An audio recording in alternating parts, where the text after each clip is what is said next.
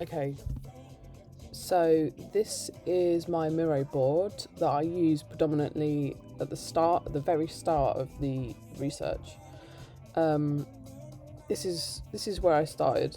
It was predominantly to do with ASMR, asking what, why, where, who, and then I gathered loads of materials over here, all to do with COVID, how it damages the five senses, and then moving on to why we should embrace multisensory experiences.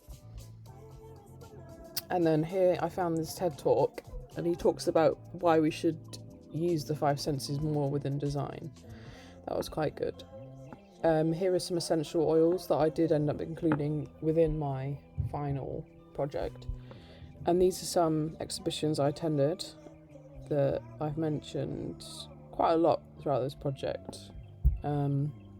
This one wasn't really that relevant, but it was still good to see the contemporary arts and what designers are doing with regards to bringing the offline online.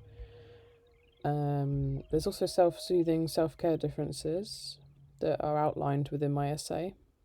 I looked into how we can use taste to calm down. Same goes for sight. I looked at existing projects that aim to calm down the senses and heighten the senses. This one was mainly targeted towards children, so at the time of researching that I wanted to create my own multi-sensory experience for adults because they don't really exist. Since then I moved on. This was quite a big part, this survey over here, because there wasn't much existing in the world to do with stats and stress, and this was targeted in the UK, which is what I wanted to do, but not everything can be done that way. So that was a bit of a limitation, but I got where I am, so I'm happy with that. And then moving more towards on topic towards where my project actually landed, looking into motion graphics, seeing how I can create my own, seeing why they are soothing.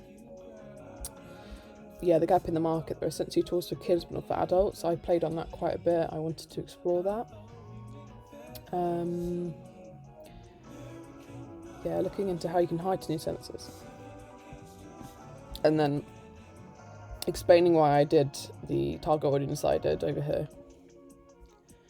How COVID damages your senses, slowness improves quality of life, the science of feeling good, science of our senses, sensory stimulation for adults. But this is to do with neurodivergent people. It was quite hard to find anything on neurotypical because I did get some feedback from my friend. She was asking, well, kids need it because they're learning, the senses. We already know the senses.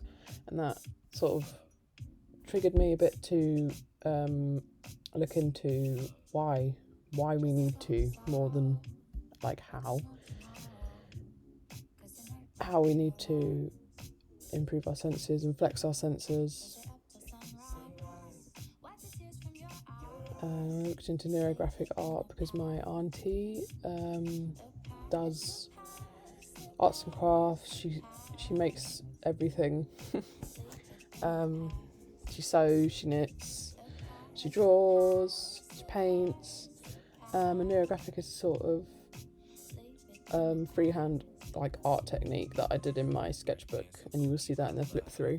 But yeah, that was just a quick overview of my early ideation and research on my Miro board.